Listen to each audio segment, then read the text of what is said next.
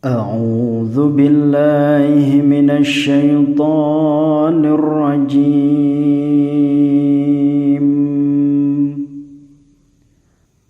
بسم الله الرحمن الرحيم.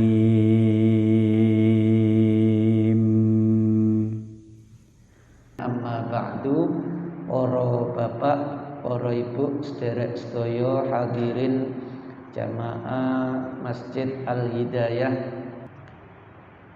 ngaji fikih Safinatun Najah. Kemarin menjelaskan 6 perkara yang mewajibkan mandi. Sak mangke fardunya mandi. Apa saja kewajiban ketika mandi supaya sah, supaya terpenuhi, bisa menghilangkan hadas besar. Niki sak mangke. Bismillahirrahmanirrahim. Faslun utawi iki kono fasal suci. Furudul ghusli utawi piro-piro fardune adus. Fardunya mandi, perkara yang wajib yang harus dilakukan ketika seseorang itu mandi. Beda kali syarat. Nek syarat sebelum mandi, nek fardu ketika mandi, podo-podo wajib. Iku isnani onok loro, ada 2. Mboten kathah koyok wudu. Sebab mandi itu sekujur tubuh niki dianggap 1. Beda kali wudu. Nek wudu itu punya 4 anggota tubuh. Muka alias wajah, tangan, kepala, kaki. Niku disendirikan. Tapi kalau mandi niku dianggap 1. Sekujur tubuh niku dianggap 1. Mulane ten mandi niku mboten enten tertib. Karena cuma 1 niku ya napa tertibe siji niku. Nek loro lah niku iso tertib. Mandi itu sekujur tubuh itu dianggap 1. Dianggap 1 nggih berarti mboten enten tertib. Niku cuma ada 2. Nek wudu kan enten 6, malah luwih akeh. Niku aneh nggih. Sing mandi besar fardunya cuma 2. Wudu sebagai menghilangkan hadas kecil fardunya malah ada 6. Nek mandi hadas besar 2. Nah niku ngoten, kadang gak mesti. Sing gede niku luwih gampang, sing cilik niku kadang luwih angel. Nggih, urip niku kan nggih kadang-kadang ngoten. Ketokane masalah cilik tapi ruwet. Nggih. Enten sing masalah gede tapi gampang penyelesaiannya. Sampun. Iku isnani ana loro. Yang pertama an-niyatu, nyatane niat. Yang pertama itu niat. Kita niki pun enak, sudah dibiasakan dengan niat yang bisa mencakup banyak hadas besar. Hadas besar niku kan saged haid, nifas, junub, seperti kemarin niku. Hubungan suami istri, jima niku. Niku nek diniati dhewe-dhewe, nawaitul ghusla li raf'i hadasil haidi. Niat mandi untuk menghilangkan hadas haid, niat mandi untuk menghilangkan hadas nifas, niat mandi untuk menghilangkan hadas junub. Niku nek ten kitab-kitab niku ngoten. Ulama kita mengajarkan niat sing bagus. Nawaitul ghusla li raf'il hadatsil akbar. Hadas besar kabeh niku soal. Sebab hadas itu ada 2, hadas kecil kali hadas besar. Hadas kecil yang mewajibkan wudu, hadas besar yang mewajibkan mandi. Lah semua niku mewajibkan mandi. Junub, jima, haid, nifas. Maka diambil nawaitul ghusla li raf'il hadasil akbar. Niku bagus. Napa keistimewaane? seandainya terjadi seseorang itu sebab hadas besarnya itu tidak satu. Contohnya ya hubungan suami istri jima tok niku walaupun tidak keluar sperma mani niku kan wis wajib dadak plus keluar mani 2. Utawa ibu-ibu niku misale habis nopo junub dengan suami, hubungan suami istri belum sempat mandi besar ketekan haid. Belum sempat mandi besar kedisian haid. Dadi niku suci terakhir. Wah, beruntung Mas sampeyan Mas mari kumang terus metu gede haid. Ya, lak boleh haram malah niku sik durung sik halal. Padahal belum mandi besar. Nah, ngenten iki nanti mandinya cukup sekali. Dan niatnya itu enak. Jenengan mboten nate ragu. Nawaitul ghusla li raf'il hadasil akbar. Ya sak junupe, ya sak metu manine, ya sak khete misale. Niku cukup dengan satu niat, aku niat mandi menghilangkan hadas besar, tercakup semuanya. Hilanglah rasa ragu, khawatir tidak sah niku wau. Nah, niku ngoten. Niku pun bagus. Niku sing pertama niat. Kapan niat itu? Niat itu dilaksanakan saat basuhan yang pertama. Jenengan mandi niku mau membasuh sebelah mana dulu? Terserah. Mau bagian bawah tubuh, bagian tengah tubuh, bagian atas tubuh. Ketika membasuh itulah jenengan niatkan mandi lirafil hadasil akbar. Maka sah.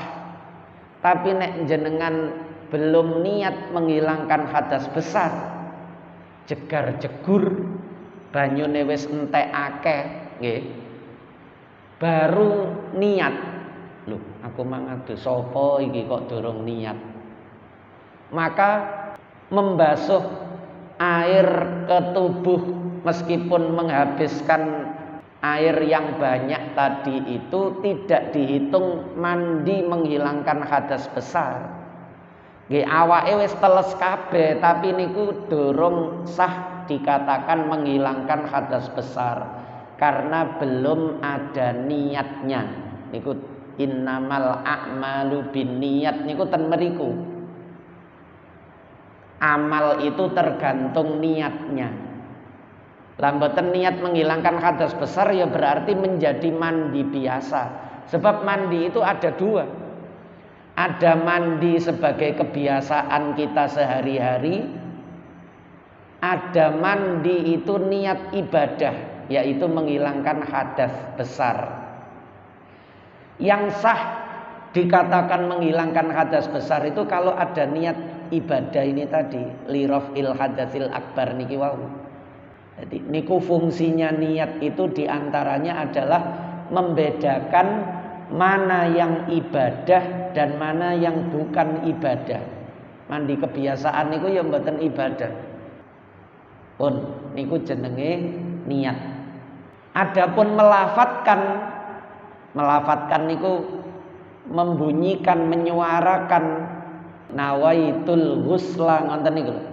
Niku hukumnya sunnah karena membantu hati. Sing penting doa atine. Doa atine niki ana kerentek nek dheweke iki ngilangi hadas gede mandi niki. Niku pun cukup. Lesane muni mboten muni tetap sah. Pun. Yang kedua, wa ta'mimul badani bil ma'i. Wa ta'mimul badani lan meratani badan bil ma'i kelawan banyu. Airnya yang dibasuhkan ke tubuh itu harus merata dari ujung rambut sampai ujung kaki. Kudu rata.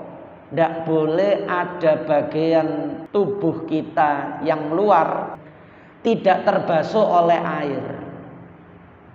Tidak boleh. Kalau terjadi sengaja, mandinya tidak sah.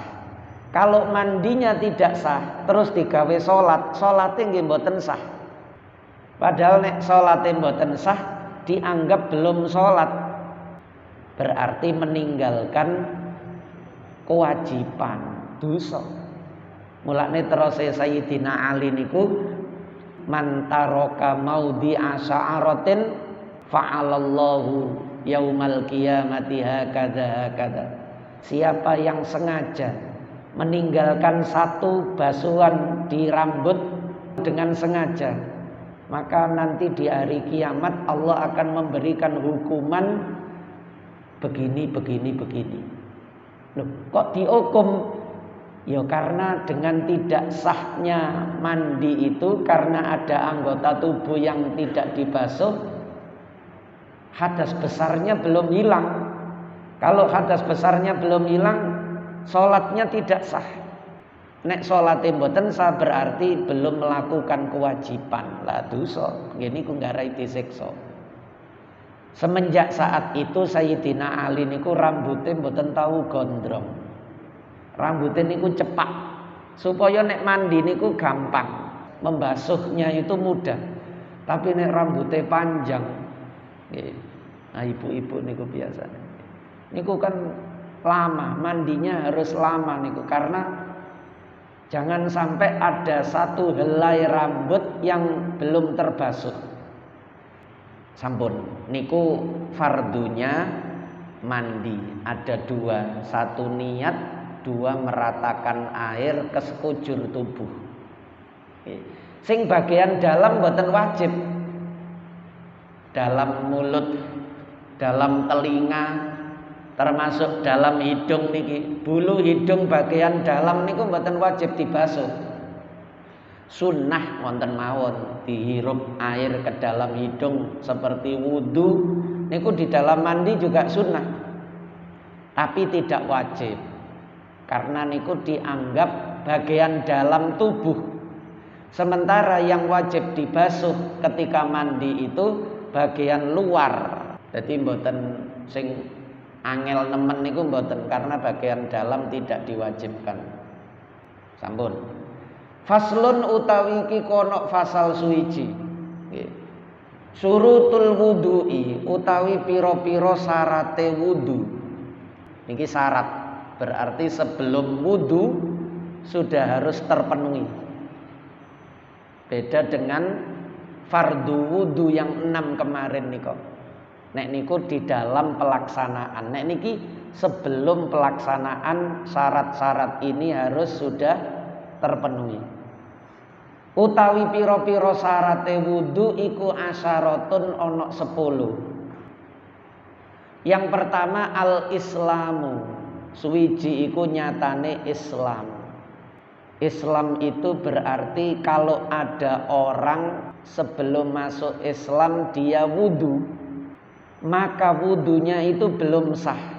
Loh, apa ana wong dorong Islam kok atik wudu? Ada. Misalnya orang yang mau masuk Islam, dia mau mengucapkan 2 kalimat syahadat. Lalu sebelum mengucapkan 2 kalimat syahadat dia berwudu. Mungkin diajari temannya atau dia sendiri sudah bisa wudu. Kadang-kadang enten konco non muslim itu karena dia akrab, lingkungannya kanan kiri niku Islam, koncone akeh sing Islam, kadang lunga bareng, dheweke ngenteni koncone sing lagi salat, nunggoi sehingga dia melihat temannya itu wudu salat. Niku dia walaupun belum Islam dia bisa wudu. Suatu ketika dia ingin masuk Islam, lalu dia wudu terlebih dahulu. Pikirannya cek suci karena mau masuk Islam. Ngonten niku mboten masalah, gak usah dilarang. Tapi nanti ketika sudah mengucapkan 2 kalimat syahadat, lalu dia itu mau melakukan sholat, dia ini harus wudu lagi. Karena wudu sebelum syahadat tadi sama dengan wudu sebelum Islam. Wudunya dianggap tidak sah. Sebab syaratnya wudu niku adalah Islam. Paham nggih? Kalau orang tidak mau masuk Islam ya lapo meneng-meneng wudu. Mboten ngira. Diam-diam orang non muslim lalu wudu untuk apa? Biasanya niku cara niki kasusnya niku contone orang yang mau masuk Islam. Yang kedua, wat tamyizu lan tamyiz. Yang kedua yaitu tamyiz. Tamyiz niku belum balik tapi wis teges, nages. Lare niki wis pinter. Pinter niki maksudnya wudune bener. Yang membatalkan wudu dia hindari. Wudunya sesuai dengan tuntunan, syarat rukunnya terpenuhi. Berarti niki lare teges. Walaupun belum balik, wudune lare niki sah. Loh, untuk apa wudunya sah? Seandainya dia sholat dan sholatnya ini juga teges, bener. Yang membatalkan sholat dia hindari, syarat rukunnya sholat dia mengerti, dia kerjakan dengan benar, maka sholatnya juga sah. Wudune sah, sholatnya sah, meskipun dia belum balik, belum wajib sholat. Tapi karena sudah sah, maka seandainya dia ini dijadikan imam, sebab syarate wong iso didadekno imam niku nek wong niki salate dhewe wis sah. Kula baleni nggih. Orang itu sah dijadikan imam kalau dia sendiri ini salatnya itu sah. Kalau dia sendiri salatnya tidak sah, lalu dia dijadikan imam, maka tidak sah pula salat jamaahnya itu. Sebab imamnya sholatnya gak sah. Kecuali makmumnya ndak ngerti kalau imamnya ini sholatnya tidak sah. Pengecualian niku. Misalnya imamnya niku ngentut bocor alus, terus imamnya niki menutupi, tidak keluar dari barisan sholat, wudu lalu masuk lagi sebagai makmum. Imamnya niki isin. Wah, engkau lak dieling-eling wong-wong aku tau ngimami ngentut. Koyokane wong-wong mang yo gak krungu. Insyaallah yo gak mambu. Wong titik tok kok. Ngonten niku makmum sing mboten ngerti ya salate sah karena itu sesuatu yang samar dimaklumi. Tapi nek ana makmum sing ngerti, mburine pas misale nggih. Duh, kentut imam iki nduk ngarepku iki. Maka dia harus mufarokoh. Sementara makmum yang lain tidak mengerti sah jamaah sah. Tapi makmum yang mengerti niku kudu pisah, kudu mufarokoh. Karena dia mengetahui imamnya batal. Tidak boleh berjamaah dengan imam yang dia tahu sholatnya itu batal. Mboten sah. Lah, syaratnya orang menjadi imam sah niku kalau sholatnya sendiri sah. Lare tamyiz niku wau salate sah. Wudune sah, salate sah. Seandainya dia dijadikan imam, misalnya nduk omah nek nduk masjid nggih onco, kaya gak ana wong mawon nggih. Di rumah misalnya, ibu ini kepingin sholat berjamaah. Bapake, suami ini bekerja, ibu di rumah. Punya anak yang sudah tamyiz, durung balik tapi wis pinter, polahe diwulangi kecilik. Carane wudu sing bener, carane sholat sing bener, sehingga lare niki sudah terlatih. Sholat niki mboten dulinan, mboten jungkrak-jungkrakan, mboten ngobrol, mboten melayu melaku, polahe wis tamyiz teges. Niki sholate ibu kali anak niki sah, karena anak ini wis teges, wudune ya bener, sholate nggih bener. Lah niku pun cukup, jamaah sah. Nah niku mulane dibahas ten mriki. Syaratnya sah wudu tidak harus balik, tamyiz sudah cukup. Termasuk sholat nanti juga begitu. Tamyiz sudah cukup. Pun kula rumiyin nate waktu SMP kelas tunggal nggih. niku ngimami tarawih nduk kampung. Nggih mboten nduk masjid, nggih mboten nduk musala. Tarawih niki diadakan di salah satu rumah penduduk yang rumahnya niku besar. Salat tarawih biasane sing dadi imam niku ustad-ustad pondok ten ngelom niku. Suatu ketika tidak datang. Lah tiang-tiang pun kathah. Kampung gen kula niku tiange awam, terutama sing mau salat di situ. Mboten enten sing purun ngimami. Akhire sing didorong niku kula, soalé kula niku ketinggal kecilik niku ngaji nduk ngelom. Nggih. Akhire sing disorong niki malah kula. Kula wara, kula mboten apal surat-surat pendeknya itu. Nek ngimami saged wong salat ae mosok gak iso nggih. Tapi suratnya ndak hafal, akhirnya dijupukno meja. Sailing kula kelas 1 niku SMP niku dereng balik sailing kula nggih. Akhirnya diambilkan meja. Quran niku dibuka ten mriku. Nggih. Quran gede niku dibuka, didekek ten meja, mejane diletakkan di samping imam. Posisi kula niku wau. Akhirnya terlaksana salat niku. Imame ngerepek. Nggih. Walaupun niku gak wajib tapi damel hitungan rakaat tarawih 10 kali salam niku kan penting niku. Alha niku berarti salam yang pertama, kulhu. Wal asri kulhu niku berarti salam yang kedua. Ngoten niku kan damel hitungan. Ulama kita memilihkan mulai alhaqumut takasur niku supaya satu niku diambilkan dari bagian Al-Qur'an yang terakhir, sehingga koyok-koyok tiap malam niku ngatamno Qur'an. Fatihah awal Qur'an, terus setelah Fatihah dibacakan surat-surat yang di ujung Al-Qur'an sampai qul a'udzu birabbin nas niku. Yang kedua fungsinya untuk menghitung jumlah rakaat dan berapa kali salam. Tarawih tutuk pundi. Niku ngiling-ngilingi enak. Nek acak mencolot-mencolot wis sembarang njupuk teko Quran, sing penting maca surat.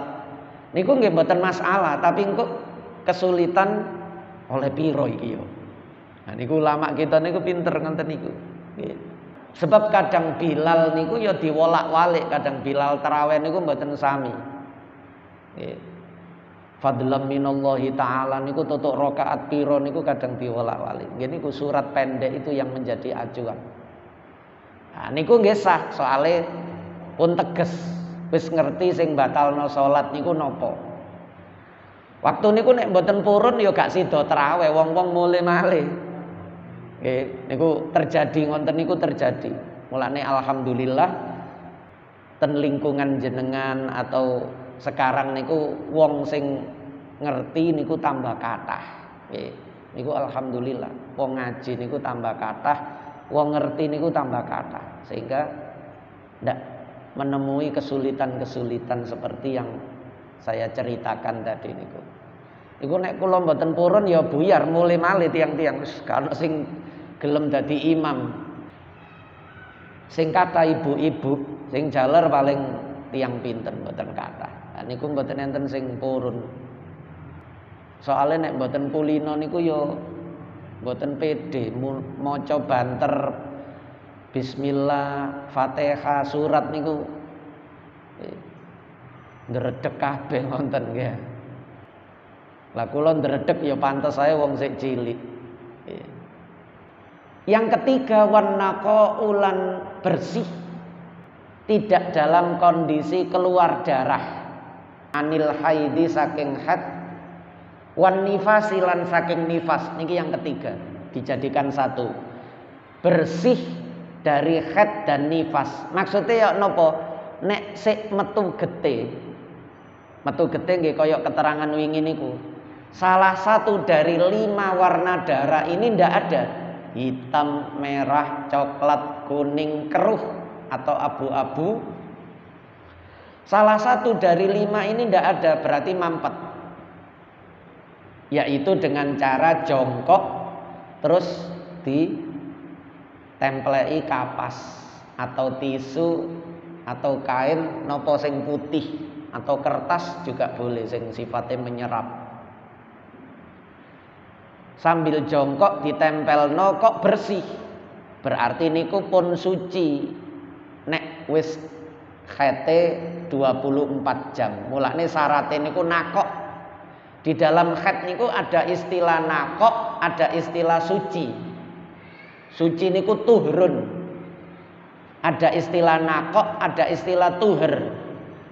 Kalau tuhur itu pasti nakok. Tapi kalau nakok belum tentu tuhur. Contohnya keluar darah baru 6 jam. Terus getene niki mampet. Niki bukan khed karena masih 6 jam. Khed niku minimal 24 jam. Nggih. Ini namanya nakok. Lah, posisi nakok ngenten niki umpama mandi lalu sholat niki sholatnya sah. Tapi kalau tidak nakok berarti ada bercak darah, entah itu warna hitam, merah, atau coklat, atau kuning, atau keruh, maka mandinya tidak sah karena statusnya masih khed.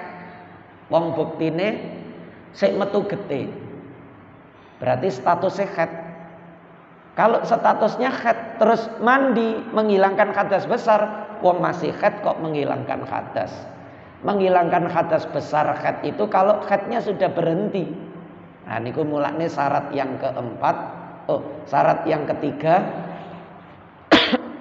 wan naqau anil haidi wan nifasi. Posisi bersih dari haid dan dari nifas. Itu yang ketiga. Yang keempat, wa amma yamna'u wusulal ma'i ilal basyarati. Termasuk syaratnya mandi untuk menghilangkan hadas besar itu adalah bersih. Niki hubungannya tenakok niku. Cuma mboten saking haid atau dari nifas. Wa ammalan bersih saking benda barang napa mawon yamna'u kang nyegah apa ma wusulal ma'i ing tumekane banyu ilal basarati marang kulit. Tidak ada penghalang air untuk tembus meresap ke dalam kulit. Contohnya gak oleh ono cat, gak oleh ono minyak, oli. Karena kalau ada air ndak bisa menempel di kulit, berarti mboten terkena basuhan kulit yang tertutup oli cat niku wau. Kalau tidak terkena basuhan, berarti mandinya tidak sah. Nek mandine mboten sah, salate nggih pole mboten sah. Mulane harus dihilangkan terlebih dahulu. Cete niki diresiki sik. Terserah ndamel napa pokok bersih sehingga air bisa meresap. Niku ngonten carane. Ndak boleh langsung mandi mawon wong sik ana cete. Yang kelima, wa alla yakunal alal udwi ma yughayyirul ma. Niki rada mirip tapi beda. Wa alla yakuna lan yen to ora ana iku alal udwi ing atase anggota tubuh. Selain tidak ada sesuatu yang menghalangi, termasuk niki, tidak boleh ada sesuatu di atas anggota tubuh yang wajib dibasuh ketika mandi itu. Apa ma banyu yughayyiru kang ngowahake apa ma almaa ing banyu. Tidak boleh ada sesuatu yang bisa merubah sifat air. Contohnya ana wedak utawa minyak wangi, autan, sovel atau hand body. Niku sebenarnya air tembus, air bisa meresap ke dalam kulit. Tapi air yang menempel wangi-wangian atau bedak tadi itu airnya berubah, entah warnanya atau baunya. Padahal air itu kalau berubah, niki catatan pentingnya ten mriki, alasannya ten mriki. Karena air itu kalau berubah Air ini tidak bisa mensucikan. Airnya tetap suci, tapi dia tidak bisa mensucikan. Suci tapi tidak mensucikan karena sifatnya sudah berubah. Kados teh, kopi, niku air suci, tapi kan sudah berubah. Karena dicampur kopi warnanya jadi hitam, karena dicampur gula menjadi manis, dicampur teh jadi coklat. Tetap suci, airnya suci, kopine suci, gulane suci, suci. Cuma yang tadinya hanya air saja itu suci mensucikan, ketika sudah berubah sifat air karena dicampur dengan benda suci, maka sifat mensucikannya itu hilang, tinggal sucinya saja. Suci tapi tidak mensucikan. Termasuk air yang ketika menempel kulit tapi di atas kulit itu ada pewangi, ada hand body, terus banyu sing kena kulit sing ana hand body niki wau otomatis wangi. Wangi niki berarti tidak lagi mensucikan. Mulane hand body, wedak atau yang sejenisnya yang bisa merubah sifat air itu harus dihilangkan terlebih dahulu. Niki sing kadang kita mboten teliti. Nek mboten ngaji mantun napa gawe koyok autan ngoten niku nggih, sovel ngoten niku, terus salat. Didahului dengan wudu padahal baru saja. Loh, mari gawe napa anti nyamuk ngoten niku dadak kelingan durung salat. Loh iya aku durung salat. Terus wudu. Dia tidak ngecek air itu kalau terkena pewangi seperti itu berubah wangi napa mboten. Nggih mesti berubah wangi wong ada kontak antara air dengan benda yang menyebabkan berubah sifat air tadi niku. Ada kontak, ada pertemuan, pasti ada perubahan pada air niku. Nah niku karena airnya sudah berubah maka tidak mensucikan. Kalau tidak mensucikan berarti ya tidak dianggap menghilangkan hadas karena tidak mensucikan. Kecuali dihilangkan dulu. Setelah dihilangkan baru dibasuh lah niku sah. Niki yang kelima niki yang sering terlewatkan. Nggih nek mboten ngaji kadang terlewatkan. Dikira gak popo ternyata bermasalah. Mandinya niki bermasalah. Mulane terus Kanjeng Nabi termasuk yang menjadi penyebab orang mendapatkan siksa kubur niku nggih polahe ngenten-ngenten niki. Ketika mensucikan diri baik dari najis maupun dari hadas niku tidak beres. Akhirnya statusnya niku dikira wis suci padahal durung suci. Yang satu ada dua niku untuk hadis niku disebutno Kanjeng Nabi. Yang satunya lagi niku niki adu domba. Rasan-rasan adu domba. Niku termasuk nggarai siksa kubur. Ten ngene Sahih Muslim niku kan enten Kanjeng Nabi dengan para sahabat ketika berjalan melewati dua kubur. Enten kuburan loro. Kanjeng Nabi niku tiba-tiba berhenti. Terus tubuhnya niku bergetar sampai ten hadis niku diriwayatno lengan bajune niki sampai kelihatan bergetar saking Kanjeng Nabi niku seperti menahan sesuatu. Sahabat kemudian bertanya, enten nopo Kanjeng Nabi? Ada apa ya Rasul? Loh, sampean gak krungu? Sampean gak mendengar? Mendengar apa? Dua orang yang ada di dalam kubur itu, kuburan loro niku dua orang di dalamnya itu sedang mengalami siksa kubur. Ayo ditolong. Ya nopo Kanjeng Nabi? Ambilkan pelepah kurma yang masih basah itu. Akhirnya enten sing menek dicuklek pelepah kurma niku. Terus kali Kanjeng Nabi dibelah menjadi dua. terus dincepno nangone dua makam niku wau. Sahabat kemudian bertanya, nopo enten manfaate? Kan tadi judulnya ingin menyelamatkan dua orang itu dari siksa kubur. Lah kok cuma diincepi pelepah kurma yang masih basah? Kanjeng Nabi terus menjawab, iya, bisa memberi manfaat bagi kedua orang yang ada di dalam kubur ini malam yai basah, selagi belum kering. Niki terus kali para ulama dikasih penjelasan kenapa kok selama belum kering. Karena kalau masih basah itu ada aliran air basah-basahnya pelepah niku lho, teles-telesnya pelepah niku ada yang masuk meresap ke dalam tanah kuburan niki. Mulane kali Kanjeng Nabi wau dincepno. Lah, air niki bertasbih kepada Allah. Yusabbihu lahu ma fis samawati wa ma fil ard. Segala sesuatu yang ada di bumi dan di langit niku bertasbih. Termasuk pelepah kurma niki. Tasbih banyu sing teles ana ndongane pelepah kurma niki wau memberi manfaat kepada ahli kubur dua iki tadi. Terus Imam Nawawi ngenten.